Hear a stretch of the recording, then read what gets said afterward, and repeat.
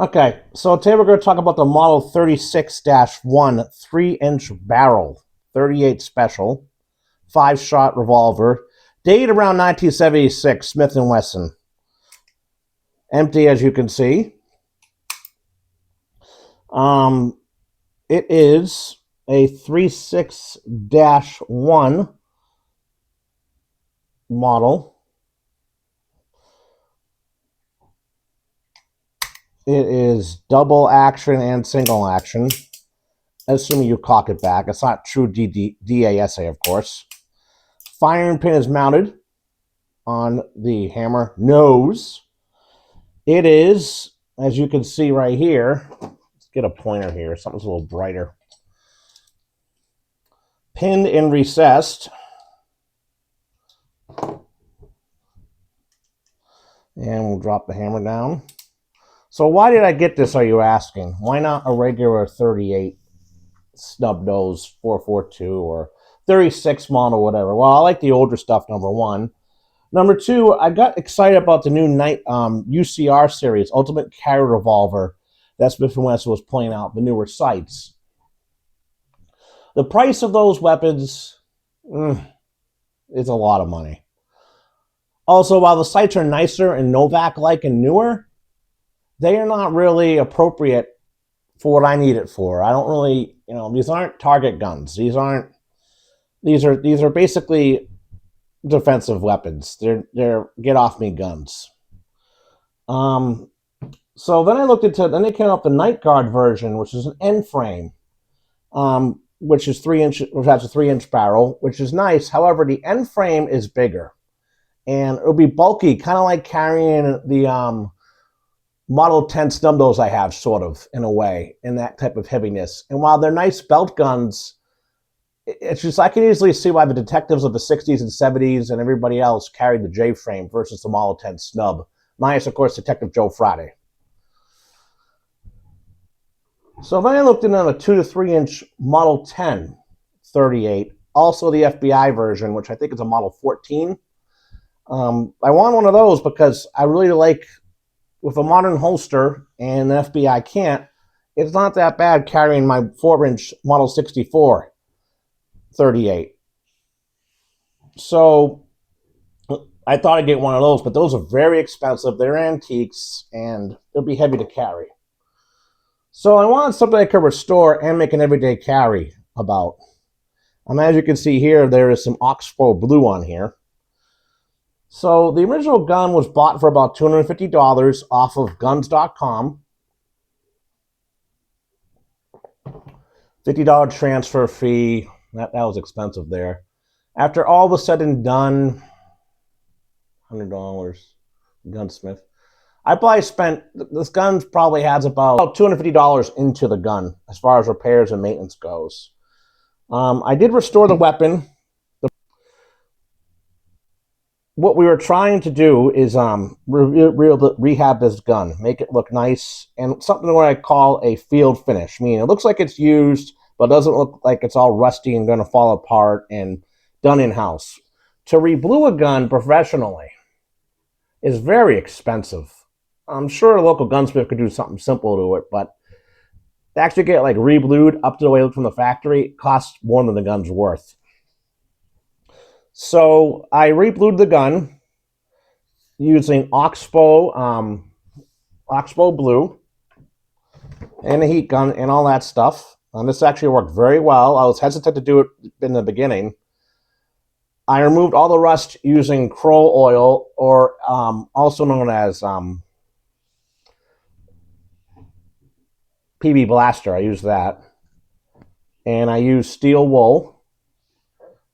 Very light steel wool to remove the surface rust. My guess is this gun was a sock draw gun or a glove box gun for somebody's grandfather or something, and they just wanted to sell it. So that came out really good. The bluing on this, while granted, it's not professional high-end bluing, came out very good. Mechanical issues. The gun, as you can see, is empty. Now, we know the cylinder turns this way. So it's locked that way. But it turns this way.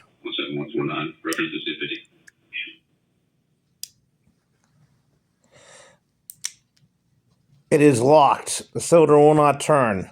The timing is good. It will fire appropriately. The cylinder stop was not functioning properly.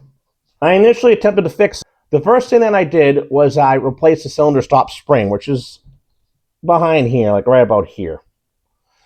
And I replaced the cylinder stop spring, and that did nothing. So I said to myself, well, I'll replace the cylinder stop. So I got a cylinder stop that was specified for this model for this year, which I'm trying to remember off the top of my head. I think it's similar to the K-frame. I think it's 57 through 87 or something. Anyhow, I got the cylinder stop for that, and it fit, but it didn't do anything. It was like too big. So I'm like, that's it. I'm not dealing with this. And I went to a company called Jack First. I should have just used numerous gun parts. So I took it to the gunsmith, and I had the company Jack First sent me the wrong cylinder stop. So I ordered another cylinder stop, and I got it back. Now it functions perfectly fine. It works really well. Grips. Initially, it came with these wooden grips, which I'll show a picture of. They were nice. They were okay for what they were. But I just didn't really like them on a gun that small. So then I tried the bigger grips on the J-frame, which I will show you. Okay, so here's a pre-lock, empty. I'd say probably pre-Hillary 90s J-frame. Similar to this, somewhat. For all intent and purposes. This has a Pachmeyer, look at their grippers, gripper grips on it. Nice and big, right? It's too big for concealed carry. Range use, maybe. Hell, home defense. I don't know. It kind of, when you get grips this big, it kind of defeats the purpose of having a J-frame. You might as well, at this point, looking at getting a K-frame or something. If you look at the size of these, this extends out much more. I'm trying to line these up the best I can. But this extends much more, and unless you're wearing a holster with the belt buckle here, unless you're wearing a holster way out here, you know, where it's practically on your front, it just gets annoying. These really, in my opinion, as I said before in other videos, these bigger grips are for duty use. I guess you could carry that on duty if you're a detective from like the 70s. And for range use. They're not for concealed use. So then, I got these grips here. And I'll show you to them. They're probably going to go up on eBay. While they're very nice, these are a good alternative to wood grips. They're cheaper than the Secret Service Eagle grips, but they're just not for me for my concealed carry role. I just don't like them. Mainly because they do not fit the end here, which we're gonna have that with these smaller J-frames. But with these grips from Amazon that I got, which I'm surprised, these are Pachmeyer something, Delta grips or something. I'll post a picture of them. Look at that. Not perfect, but it's enough. Because remember, we have 5 shots here. We're going to make them count. I have another J-frame that I use. So, I am going with these Amazon grips. I was very surprised. Because most of the time, you either have something like this. You know, a grip, either rubber grip like this.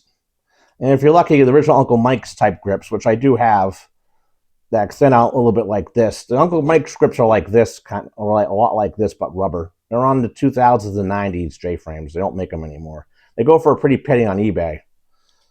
You get something like this, which is fine, but I just don't like it. Or you get something that's just overly done, like this. This is the happy medium. This is more of a belt gun for me. So the holster setup we have. The holster setup is some Turkish holster made by the Dorok Holster Company. It's available on Amazon. For some reason, the Turkish make a lot of revolver holsters, which is kind of nice. It hangs out in here. As you can see, this is covered. And then we have this speed loader holster pouch thing here. This is not my belt that I wear. This is not a dress belt. You have this here, which flips down, and assuming this is against your body, this slips down, and you grab, it sits on a belt like this, which is the only way to really carry a speed loader concealed. And then it comes out, and then you can do what you have to do to reload. Very comfortable setup. Why revolvers? Well, we're in public, okay? Not a policeman, not a security guard. Of course, obviously not in the military. We need something as a get-off-me gun, okay? And a lot of this involves obvious safety stuff. Don't go out at midnight. Don't go to bad areas of town. There's all kinds of obvious things. So that stuff is your personal opinion. It's just how I view it. Issues with this. Well, you got to keep your eye on the bluing. This is not something you'd want to wear, you know, inside the waistband in the summertime, probably because of sweat. What I did do is I did wax it with this Renaissance wax here, which is pretty neat. Kind of give it some protection. The only real issue, I also Loctited my cylinder screws here, which can be opened with a bigger screwdriver. You're supposed to use Loctite. I used blue Loctite. The only issues with this, it's a bluing. You got to keep an eye on it. Now, why not stainless steel? Well, unless you get the Model 60, which is 357 Magnum, it's very hard to find stainless steel guns in 3-inch. Any 3-inch gun, unless you're looking at Tauruses or Rugers, which I never really liked the way the Ruger cylinder opens, you're gonna never find one that's stainless steel. I prefer stainless steel for all my carry guns, but sometimes you gotta get the old school steel, wooden, old school bluing type guns. Ammunition I use in all my stub noses. In the larger guns, I use whatever the heck I have lying around, usually spear or even something like this. And that's about it for this video. There'll be some more videos coming up.